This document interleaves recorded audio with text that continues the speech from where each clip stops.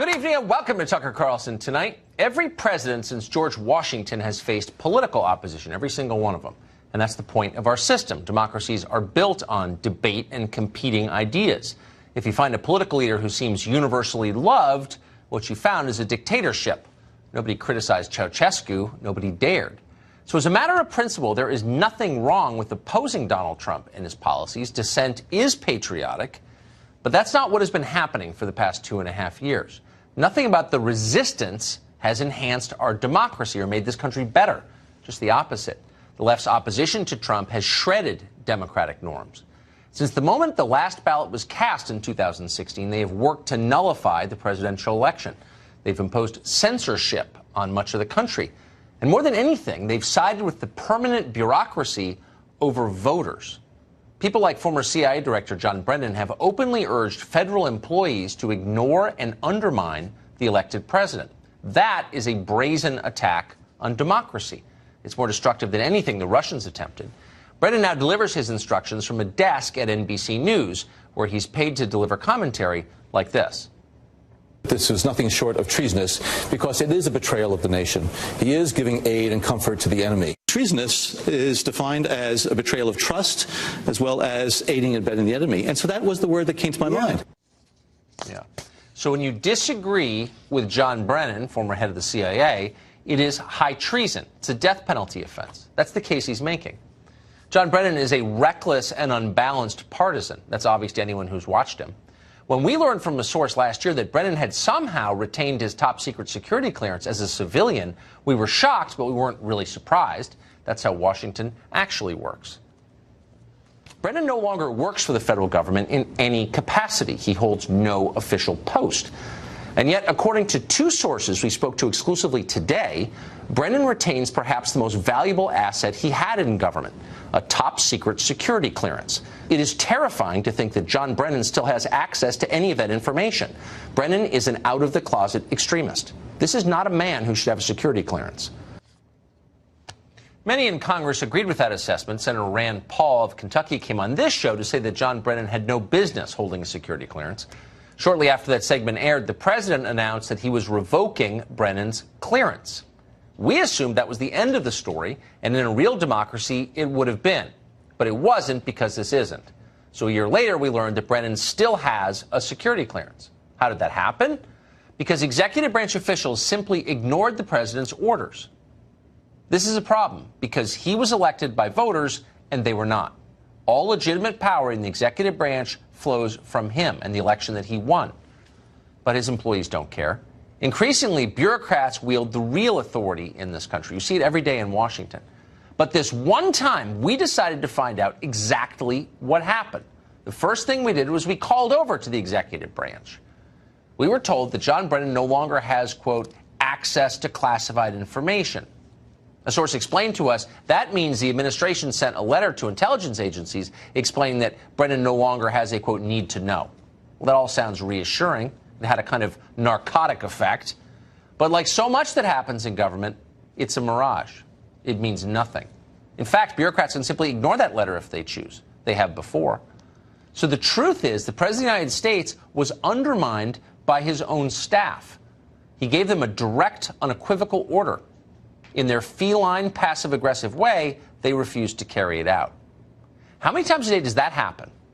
Every time it does, our democracy erodes. And by the way, that's fine with official Washington. If holding elections means that Donald Trump wins power, they're against elections, whatever it takes, including brute force. Just the other day, Nancy Pelosi told Democrats on Capitol Hill her goal isn't to impeach the president. Her goal is to put him in prison. For what crime, she didn't specify, but it doesn't matter. You know as well as anyone that Trump's real offense was getting elected in the first place. Buck Sexton is radio host and a former CIA analyst, and he joins us tonight. Buck, thanks so much for coming on. Thanks, Buck. So is it possible, let's just be completely blunt about this, is it possible to tame the bureaucracy? No, I mean, they're the fourth branch of government, and there is a much more pervasive attitude in the federal government that I think a lot of people realize among the civil servant class. First of all, the Democratic Party is the party of the big state, and the state is the party of the Democratic Party. So there's a relationship between people that work for the government and the sense that they're going to be there forever. The Democratic Party supports them. They're the party they're more likely to be inclined. And we saw this with Hillary Clinton donations, by the way, in the last election cycle. And there's very little accountability for what they do. There's very little that you can point to and say, well, you're going to get in a lot of trouble for this. Unless you break the law or don't show up at all to do your job, chances are you'll be able to stay and do what you want to do and use the discretion you have. That's literally true. You're more likely to die in your job than you are to be fired from the federal government. But, I mean, just take 3 steps back and assess, is this a greater threat to our democracy, undermining the democratic order, or is breaking into John Podesta's Gmail account, which is a graver threat? Well, I mean, I think this is a much bigger deal. And you've also seen this with the anonymous op-ed writer, that there are people around the president that he may not even really know are part of a kind of hashtag resistance. They believe that they're doing the country a favor by protecting us from the different things that he may say he wants to do or policies that he wants to enact. But that is fundamentally not their job, as you pointed out. And once you're talking about the federal bureaucracy, you look at places like the State Department, the EPA, there have been whole news stories written about individuals who cried when President Trump was elected and think that this is a grave threat to democracy and that they're doing the country a favor by refusing to enact policies that they disagree with. So they take it upon themselves. It's a kind of petty totalitarian mindset. And how do you root this out? How do you deal with it? I don't really know. I don't think there is a way right now to have bureaucratic reform. I don't think the civil service is open to it. And I think that you get a lot of pushback if you even tried. So I guess if it can't be fixed, the last thing you'd want to do is give more power to unelected bureaucrats. You want the power to reside with people who you have some influence over, elected officials, right? And yet in the past week, I've twice seen Democratic presidential candidates say that we should bypass Congress to enact gun control, to protect abortion, and to fight global warming. That we should just let the agencies do that. We should give the agencies more power. That's an attack on democracy when you say that, is it not? Yeah, and it's also showing you that there is a belief, and I think it's well-founded, that the bureaucratic agencies, the permanent branch of government that never really changes hands, the people that are going to be there for, in their minds, decades, tend to lean left. And so if you're looking to get things done that have the force of law but don't actually go through the legislative process, so as you point out, aren't actually accountable to the people, turn to the bureaucracies for the rulemaking. There's a lot of rulemaking that goes on that has the force of law, but that doesn't actually come from Congress. And that's something that people have been pointing to for years. Unfortunately, people sometimes like it when their side is in a position to do that. So we haven't had as much outrage. But in the Trump era, this has gone to a new level. This is something else. This is something different.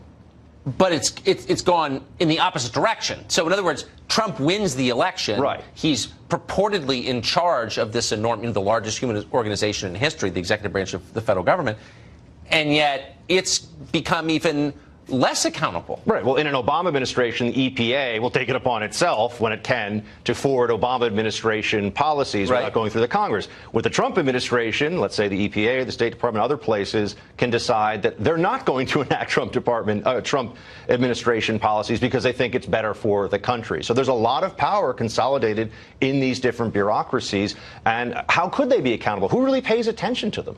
Who really even knows what they're up to and what they're doing on a day-to-day basis? The answer is very few people. And those that are there are in this town, and they tend to give them not just the benefit of the doubt, they tend to think that this is probably for the best, that the people that are making doing all the voting, they shouldn't count as much. The people that are around here, they should be making the decisions. I was hoping you were going to reassure me. I'm sorry about that. But you didn't. Well, I tried. Buck Sexton, great to see you.